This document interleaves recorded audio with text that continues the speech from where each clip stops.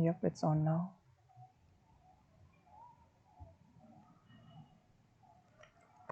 Hi, Bharti. Thanks a lot for joining in. So we'll, Thank you, Aryan. It's a pleasure to be here. yeah, I hope you'll enjoy the podcast, having the conversation. Yeah, Definitely looking forward to it. yeah. So, like to begin with, like I'll want to ask you like the little that I've read about you, like on your profile on LinkedIn and all. Like you are enthusiastic about environment and climate change, and like have bringing solutions to it. To so I'm audible, right? Sorry, Aryan, I think I just Yeah, lost yeah, I felt you. so. Could you Yeah, just repeat that? yeah, Yeah. sure. So I was saying, like to begin with, I'd like to ask, like little that I've read about you. I've come to know that you're very enthusiastic about climate change and about environment. You're very passionate about it. So, like, can you tell us like how that began? Like, was it from your childhood or how's it? Yeah, I think like most good things, it begins from childhood. So I grew up in a small town in Himachal. And the place that I grew up in, I got the privilege of looking at blue skies, clean air, clean water. And it was not until when I had to move out of my hometown to study that I saw that this was not the case everywhere. And I think when I came to Chandigarh and then eventually to Delhi, I could actually see pollution. And I actually realized the value of clean air and blue skies. So I think it's been that journey of seeing something so pristine and then having to see that things that we did as humans have kind of impacted that. And I think it's our responsibility to preserve that. Yeah, I mean, it's no better time to talk about pollution than this because, like in Delhi right now, like the condition is pretty bad. Like even right now, the smog It is is. Yeah. visible. Yeah, I can see it in your background that it's not very clear. Yeah. Exactly. So, like, what do you think are the reasons behind this, like, pollution in Delhi and then in general as well? Like, you've seen the condition in US, so like, I assume that it's not very bad over there. Like, the air quality is pretty good over there. Like, pollution is less. So, like, what are the reasons behind pollution this much? Right, right. So I think if we look at the reasons and if you look at the historical reasons, it's largely been fossil fuels, right? There are other factors also which come in, but most of the pollution is driven by fossil fuels, and that's true in almost all countries, I would say. Obviously, the so-called developed countries do not face this pollution now because they've solved for some of those things and they can afford to. But if we like go back to the 1950s and the London smog, they used to burn coal and they actually had London smog, which caused a lot of issues, right? So it's not a new problem; it's an old problem, but a problem that's coming from this very inherent need for energy, and that energy coming from fossil fuels. So I think if I were to say the one big thing that can solve for the problem of air pollution per se is just moving away from fossil fuels. I think there might still be other sources. There are obviously the crop burning, there is waste burning, there's even for that matter wildfires, which is a issue now, Hmm. which is becoming worse. All of those are also issues. They are manageable, but I think the one big bucket is fossil fuels, and moving away from that will be critical in reducing pollution. Right. A couple of questions that arises like if not fossil fuel, there are other sources like renewable ones, and like a couple of them are like many of them are there in renewable, but we have not actually like known to how to exactly like utilize it efficiently. Like in hydro, or all of them exist, but then not that scale like how fossil fuels are today. Yeah, yeah. Yeah. So, is the question that you're asking is that these sources exist, but why have we not been able to utilize it? Yeah. Well. Yeah. Yeah, yeah. So see, I think obviously when it comes to renewable, it will be different types of sources. And as you see, even in fossil fuels, it's different types. Somewhere it's coal, somewhere it's oil, somewhere it's gas, right? And that's what the mix will have to be for renewables as well. It might be solar plus wind plus hydro plus nuclear plus anything else which fits the bill. I think if we look at the sources in independently, they are right now maybe cheaper than fossil fuels in many cases. The problem arises that they are intermittent, so they are not as stable as renewable sources, right? The sun doesn't shine all the time, the wind Yeah. doesn't blow all the time. And hence, I think one piece of the puzzle which the world is trying to solve, which is not yet solved, is energy storage, Yes. right? So, energy storage technologies exist, but they are not low cost. And hence, because the cost is high, we are not able to match the fossil fuel number. And I mean, I personally think if you look at the journey that the solar panel cost prices followed, or the journey that the lithium ion cost prices followed, if we invest enough R&D effort into making a grid level storage, and like I think a lot of effort has gone in, but if we put in a little more focus, I think we can get to that stage where there is a reasonably cost energy storage which can bridge this gap, and then we can actually just shift to renewables fully. Yeah, I mean, I remember like in 11th grade, I worked on a project where we had to build solar panels for bus stations. So we worked on that Mm-hmm. project and we struggled on that point. Like storing it was a bit difficult, like efficiently storing it. That was one problem Okay. that we tackled that time. So Yeah. how did you solve that? We had to remain like it was just a prototype that we had to present, an idea that we had to pitch. So like we had Mm-hmm. to keep the expensive batteries and keep it as a cons of the project that we have. Like we couldn't find a proper Got solution to it. So that was a got disadvantage or okay. a drawback that we mentioned in our Of project. the solution. Yeah. Okay. So, do you think like the government is working towards like to change the pollution system right now, like to bring it down? Do you think they are working towards it? Absolutely. I think, if you look at the amount of things that have happened, especially in Delhi, I know the situation is really bad, but if you look at a few years ago, it was even worse, right? Okay. I think if you look at CNG buses, I think they've been one of the biggest success stories, which has happened due to a combination of Supreme Court and the government implementing it really well. I think over the last 3-4 years, the government has also, so they came up with the National Clean Air Plan, they came up with the Graded Response Action Plan. There are things that the government is trying to do.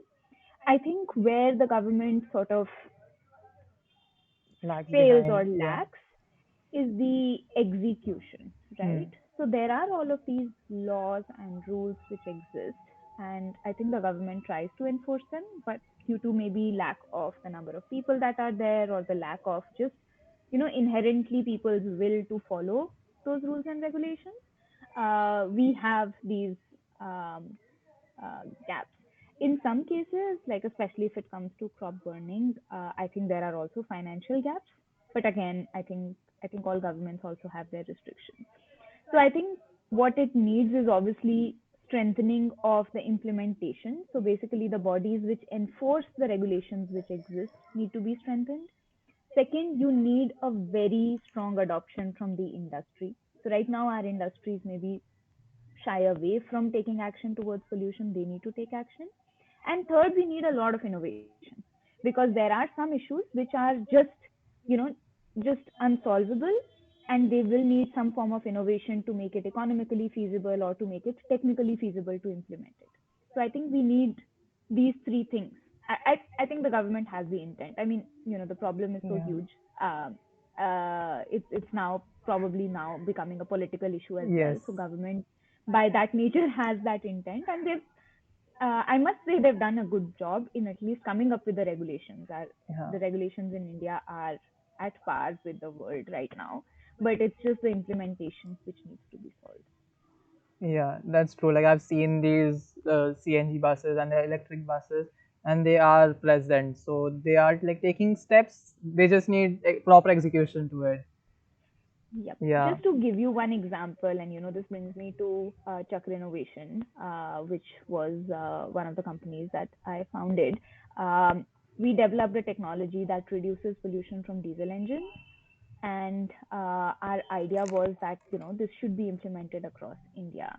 And one of the things that eventually happened, fortunately, was that the government did mandate the use of some form of emission control technology. I think even in Delhi, for example, in winters, there used to be this whole issue around diesel generators running, and they had to be banned. But because they were banned, people were facing issues. So then they had to be relaxed for buildings and for certain sectors. And then what ended up happening was that everyone was still using diesel generators despite them being banned. But with this new regulation, they now have an option to either switch to gas or use the retrofit device, which kind of solves for the problem, but at the same time doesn't impact the the person who needs the diesel generator. Yeah. So I think this is one of those cases where these three things worked. The government made a law, it was implemented, the industry adopted it, and there was innovation that happened.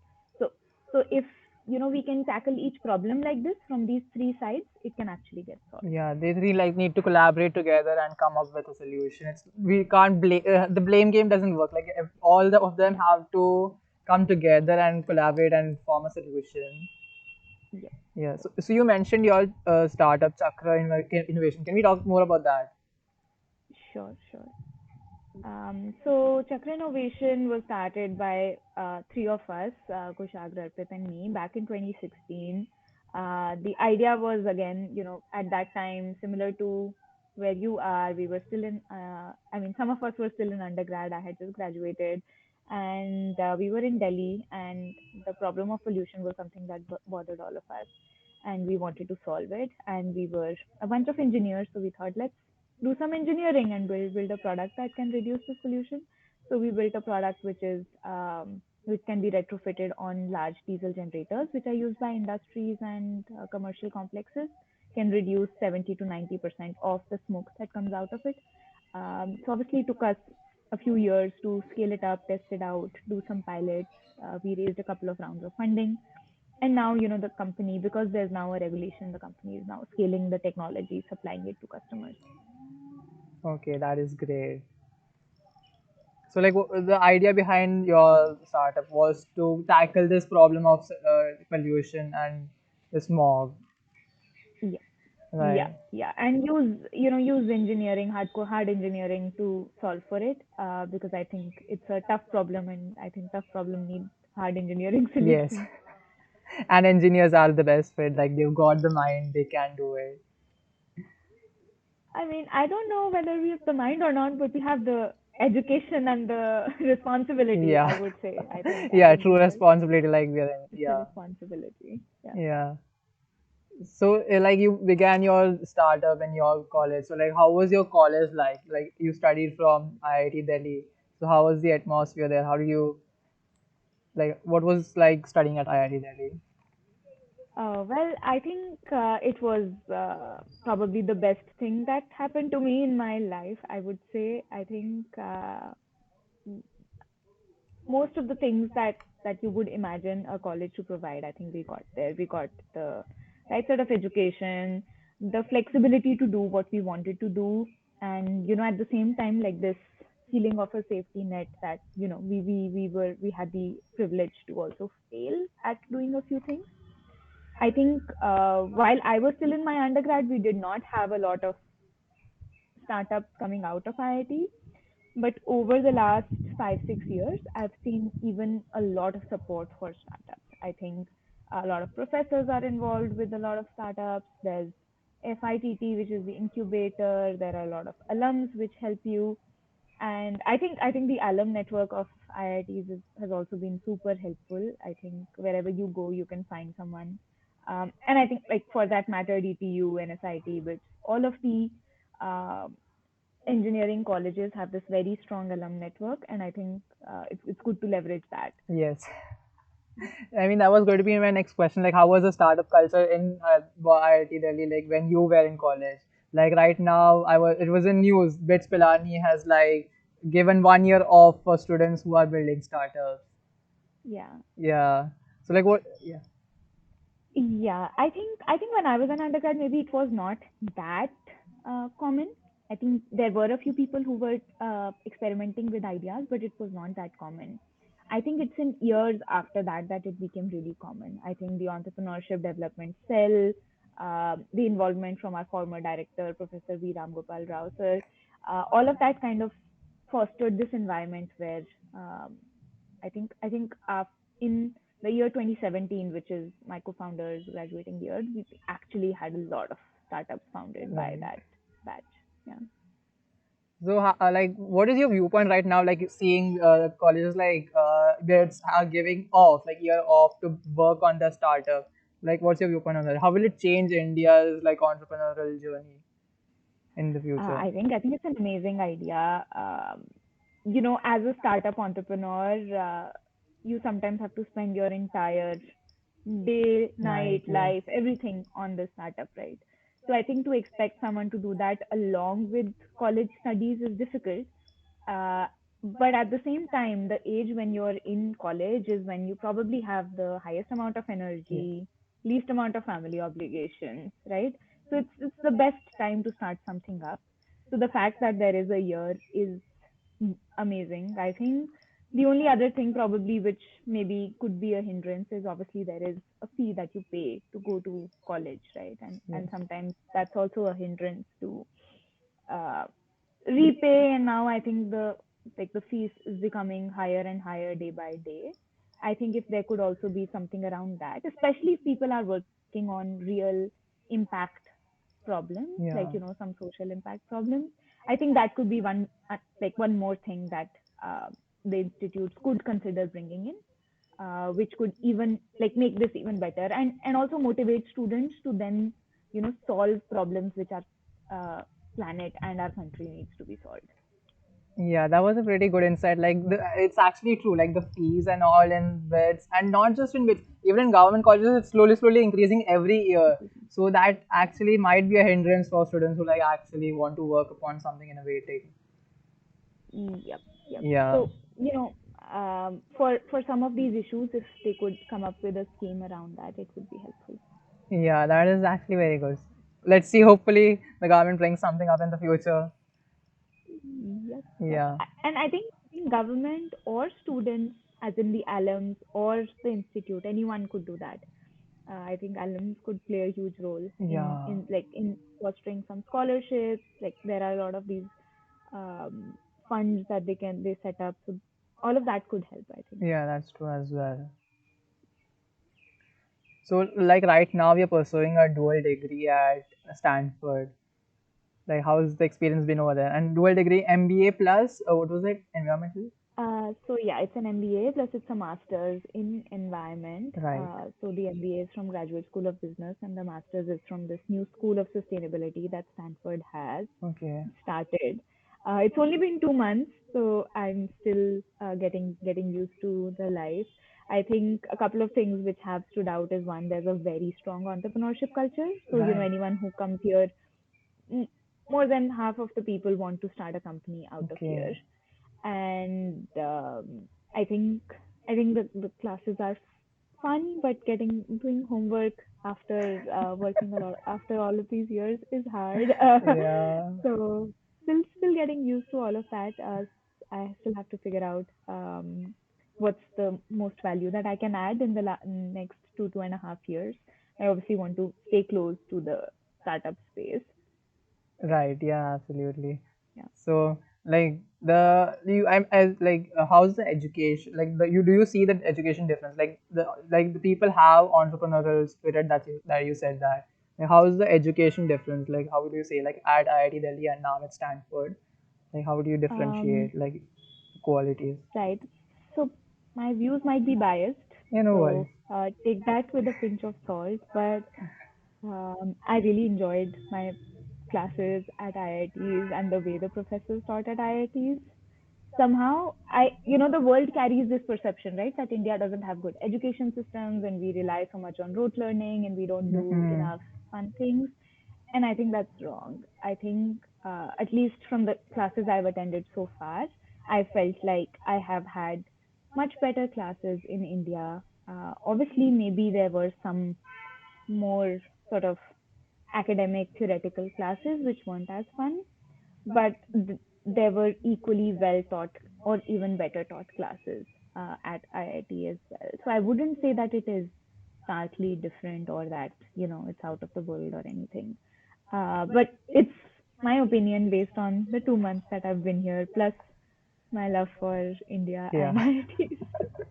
So you got any plans to come back to India Oh yes, after? absolutely. I Right. think yeah, I will be back. So my upper limit is uh, uh, 3 years. I will be back in three In years. 3 years. Okay. Yep, Like to study masters and then back in India, back to India. yep.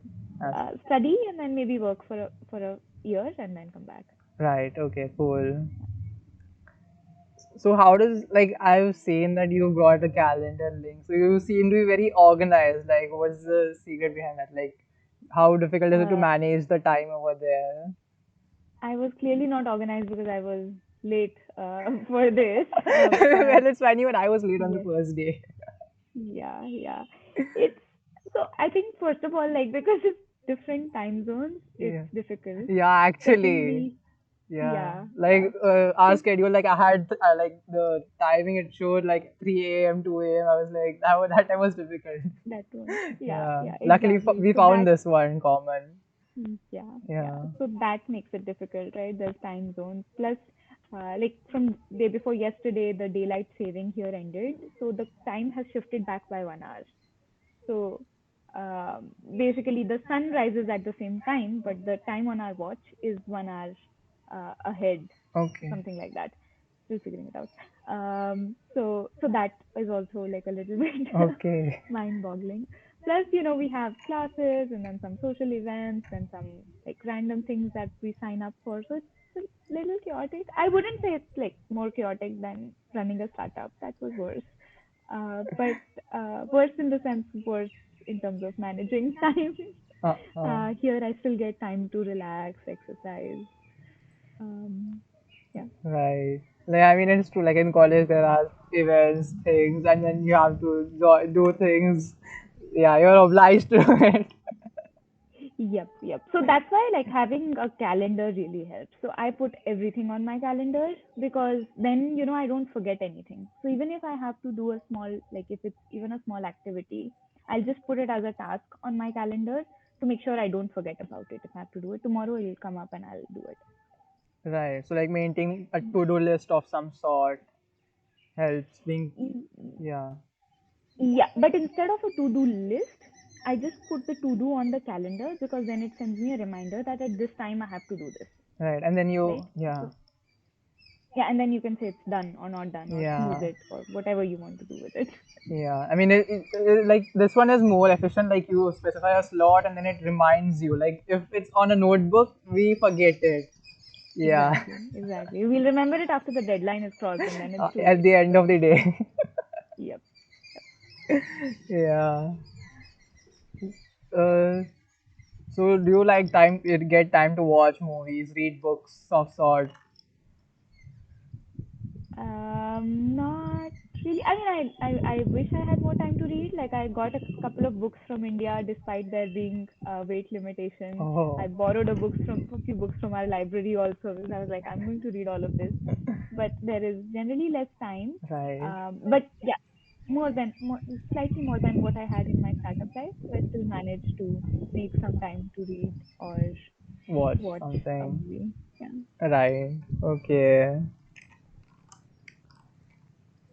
So, how else? Uh, like, what are like? You also worked at BCG, right? How is like how is that? So, BCG was my probably first and only job so Oh, far that I've done. And I think, so consulting in general is, I think, one of those jobs which I would say is um a crash course in in everything that you need to know about working. I think it's obviously crash course because you won't do it for a long time. It's condensed, but you get to learn a lot. So it's a very steep learning curve, and if you get to work on some good meaningful projects, it can actually really help you. So I think for me, I was fortunate. I actually got to work on one of those social impact projects, and it was one of the best things that I feel I did as a consultant. I also learned a lot of things. I learned how to work with government officials. I learned how to deal with lack of data. I learned how to deal with people, how to motivate people, because you had to work very closely with the client. So it's a very wholesome experience. I think the only regret that I had was that I couldn't work in the climate sector at that time because there was no climate practice. Now they have a climate practice, and hence I had to sort of leave and work in the climate space. Right. Yeah. Like in engineering, a couple of my friends are like aiming towards into the consulting firms and all. Hmm. Any tips like you would like to give them? Like how to begin? Like what foundation should they have? Hmm. So I think I'll give first of more philosophical tip and then I'll come to the practical tip. Sure. I think the philosophical tip that I would give is that, you should be clear about why you are doing consulting because it's not a very easy job to do, right? It's tough, it's challenging, and it really, really puts you out of your comfort zone. So you should know why you are doing this. And most of the times, the answer will not be money. That you might find jobs which might pay more than consulting, although consulting pays well, but you might still find jobs which pay more than consulting. So one, your why should be very clear when you're doing consulting in general in life. But while preparing for consulting, I think I'm sure everyone goes through the normal case prep and, going through all of those cases and everything. I think the biggest tip there, or what I felt was that keep your common sense alive, and I think everything follows. Like, don't let the whole case structuring or what people tell you to do bog you down. Like, sometimes most things are just common sense, and that's true for life as well, not Yeah. just consulting. So, consulting cases or like the interviews that you will have, the sort of interpersonal interviews, all of that, just keep your common sense alive. Don't let the structures weigh you down. Right. Like hearing from you, it feels like it seemed like it is a difficult job. Like many things are difficult, but also it Hmm. like helps you develop your mind in some sort. Right. Oh yes, absolutely. I think it gives you this ability to take any problem and break it Yes. down and then find a solution. So you never look at any problem as just one big problem. You're like, okay, it's a bunch of small problems and I can solve small problems. Yeah. So I mean that is actually a like a good approach to like break down a bigger problem and then solve it. yeah, Yeah. yeah.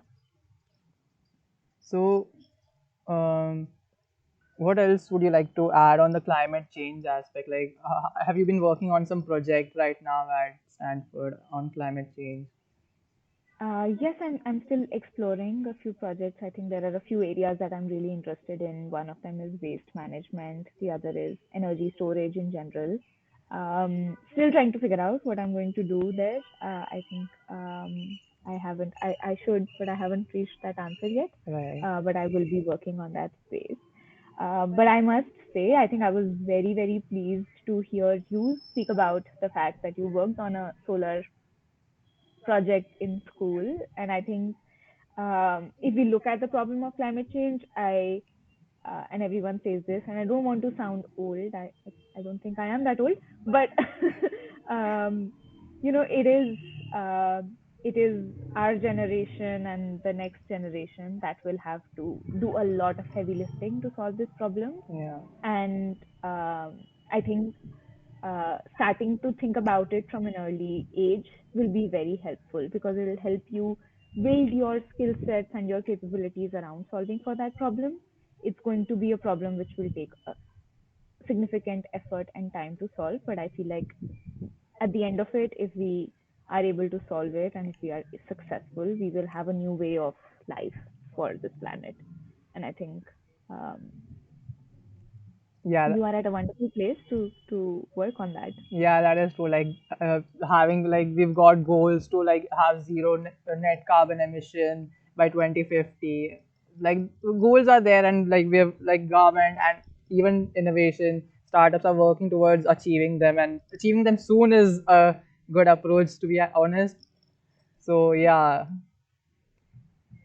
so like the other thing that comes like Earth, and then like there are like SpaceX, Blue Origin, those working towards like interplanetary missions, like to settle outside as well.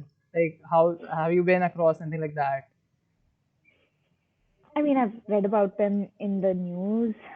Don't really know a lot. Right. Um, it's it's good to do that, but I think we still have this planet that we Need to take need to care of. work on. Yeah. I think, and I would prioritize this, and everyone has to prioritize what they want to prioritize. Yeah, But that is true. So, like, what is there something you want to ask? Like anything about me? so tell me what are your plans and what makes you interested in climate and in doing this podcast?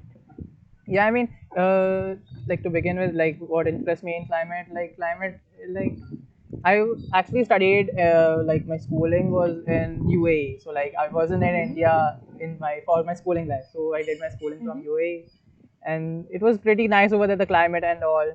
And even though like we had this environment club over there, like so Mhm. there was an active participation in that. Like they used to plant trees and work towards, like they even did some projects in waste management. So like that was one thing where climate change was like a part of my schooling life. And then coming in India, like a bit of pollution is there. So yeah, I wanted an appeal, like this new viewpoint on like the climate change conditions. So that Mhm. was my aim of having this podcast. And in general, for podcasting, like I wanted to meet and have conversations with new people, like their viewpoint, mindset, like how things go in life, like in career growth. So that's my reason for doing podcast. Like I've shot one podcast with one of our seniors at my college. Like he is actually into EV based startups. So Oh, nice. yeah, yeah, it's a good What is connect the though. startup Yeah, called? it's Electrigo. Okay, Yeah, amazing. it's a good connect. First episode on electric. Yeah, that's nice. So he's working on the EV startup. It works on EV based solutions for electric vehicles.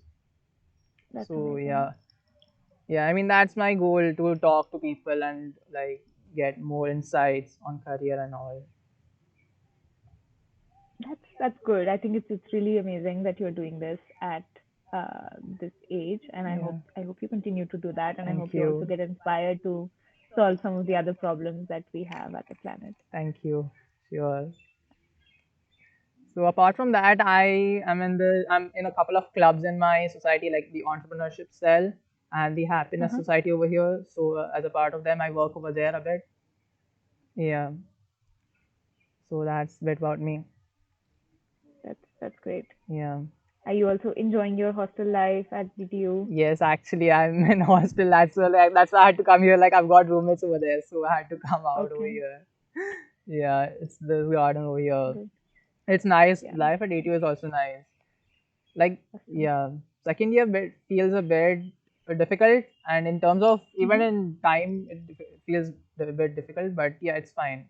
I've heard it gets better That's in third year, so let's see.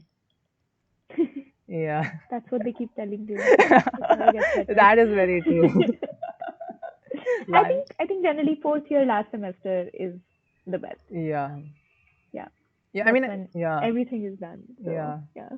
I mean, the reason to have good, like little off time of college is to explore new things. Like today, I'm able to do this podcast, but it's a holiday over here, or else I'd be in class right now. Okay. Yeah. So yeah. So like, how long do we have we got? In terms of time, Yeah, I think maybe some more time. I mean, my calendar was free, so yeah. I mean, to be honest, I've had fun having the whatever is conversation. okay with you. Sorry. Great. I think sorry we had some network Oh, issues. is it fine now? Yeah. I mean, I was saying I had fun having the conversation. Like I had, yeah, like my Yeah. part of Same here. questions. Yeah. Very energizing conversation, and Thank good to you. see you working on this. Thank you. I hope to see some good podcasts after this as well. Sure, sure. I'll share the link with you as soon as it's Perfect. live. Sure. Yeah. Thanks a lot, Bharti, for joining in. Ha- Great, Aryan. Thank yeah, you so much. It was a pleasure talking to you. yeah, sure. Have a nice day. Tomorrow, Yeah, as well. actually. Have a nice day Have a tomorrow. nice day to you. Yeah. Thank you. Thank you. Great. Thank you so Cool. much. Bye bye. See ya.